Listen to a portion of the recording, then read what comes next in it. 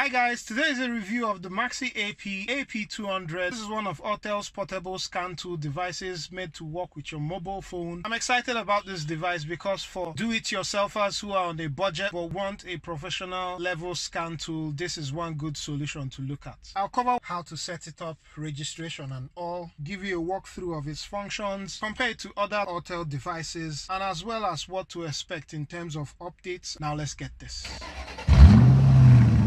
So I'll go ahead to unbox this.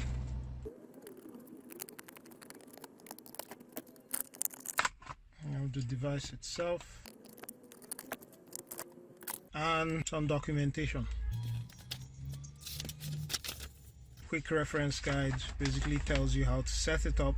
And then the device itself. This is an all-system scanner. So this is going to give you access to all modules. Whether you're talking AC module, suspension module, ABS, SRS, transmission, immobilizer, you name it, this will scan it. This device is comparable to the Autel MK808. It is able to do all the things that the MK808 is able to do. The only difference is that you're doing it from your phone. This is a very affordable device. I got this for roughly about $60. So to set this up, the first thing that's recommended is to go ahead and scan the QR code and download the MaxiAP AP200 app. I've already done that, but just to show you that, so go ahead to scan the QR code.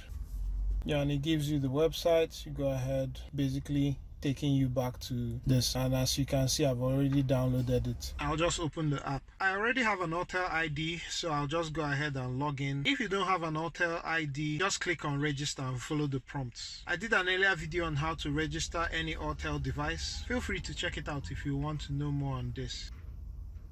So we're logged in, and once you're logged in, it's going to ask you to scan the QR code, which is the serial number for the device, which I'm just going to do. It reads it, so we just say bind. What it means is that you're binding the device to this Autel account or Autel ID. So I'm just going to allow. We're in the app. So the first thing you're going to do here is Autel gives you one brand of a card that you're going to have access to for a lifetime. What it means is that you're not going to need to pay for updates. You're not going to need annual licensing for that particular brand that you choose. You're just going to have access for the rest of the service life of the device. And to do that, you click on this small icon. So, and that's what it tells you right down here. A vehicle is free and permanently valid. Please get it in time. Just to show you the different makes that are here, all the various makes. So I'll just scroll down to Honda. Yeah, so let's claim Honda for free, and I hit the claim button. Yeah, I'm sure. As you can see, expiry date is infinity. Every other app is going to be at, for 1 year you're going to have to pay $21.99.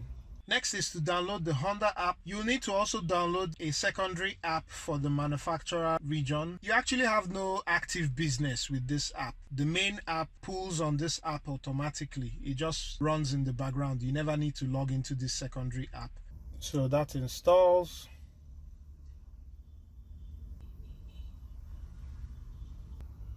So, and it started downloading the Honda app. So while that's unzipping, you also go and download the EOBD. With the EOBD, you'll be able to read generic codes on most cars on the road today for the lifetime of the tool. No additional costs are needed. So the Honda app is installed. We'll just wait for this one to get installed. So, and that's installed. We go back to home, and we're good to connect to the vehicle and pair with this device. Connect this to the OBD port.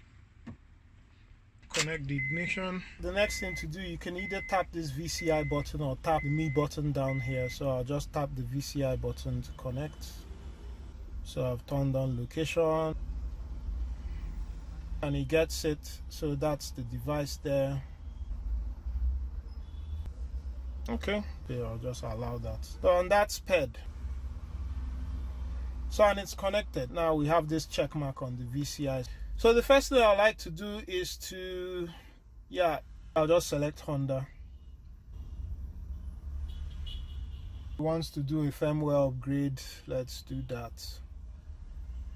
So it says do not firmware refreshing, do not disconnect the Bluetooth or switch the interface.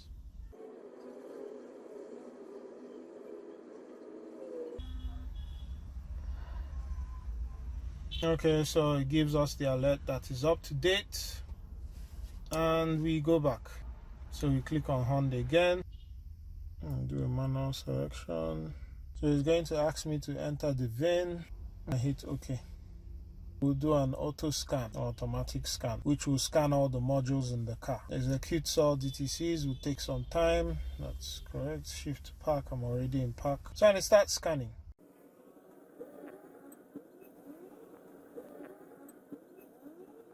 That took about 3 to 4 minutes in real time, and it's gone through all the modules. Let's just see this body electrical that has a fault. Okay, and I think I know where this problem is in. It's in the gauges unit. Something in the level sensor. Okay, let's click this info button. By the way, just to thank returning subscribers, you guys are great. Also, if you're new to the channel and you happen to like this content, do consider subscribing. That would be epic. Gives you a description of the DTC and also tells you possible failures. I'll use this opportunity to reset this. So let's erase the code. Engine off, yes. Okay, so it gives you some additional detail on how to clear this, but yeah, as if it's not cleared. So it says codes erased. Read codes to verify. So I'll just read the codes again. So no codes detected. So that's back, and now we should have all things clear. Yeah, so all systems clear now. Let's have a look at the SRS. Okay, so it gives you all this information. Yes. So let's look at the live data. Okay. So from the latches, the buckles, DTCs in the SRS module, current, past, and so on and so forth. Gives you all the systems. So we'll escape. Let's also look at the transmission. So transmission, let's see live data in the transmission. Let me start the car so that we get some movement on the things.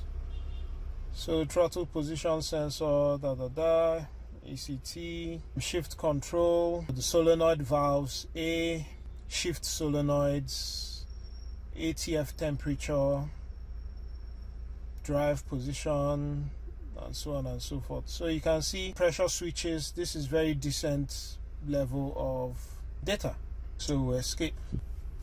So we go back to the main menu. So let's explore service functions. All light reset, electronic parking brake, TPMS. You're able to read TPMS codes. You're not able to relearn TPMS sensors because you need a TPMS device to activate the TPMS sensors in the tires. Battery management system for those like BMWs where you would need to register a new battery. Brake bleed, automatic brake bleed. Diesel particulate filter, it's able to do that. Immobilizer keys, you're able to program keys with this device. Of course, not in all vehicles, but you're able to program some keys. I'll be demonstrating some key programming using this device, so do stay tuned for that. You're able to code injectors with this. Steering angle sensor reset or calibration, you're able to do that. Suspension, right, for certain vehicles. Calibration of the throttle actuator, all these are dependent on vehicles, so it's not going to do this in every single vehicle. Yeah, so nice access to functions. History just tells you, all the cars that you've scanned. Repair reports, if you've done repairs, you can get the reports there. Over to this me part, data login, if you want to record data during live data. VCI manager for updates. User manual, you have the user manual within the tool itself, which is nice. You can download this from Autel's website as well.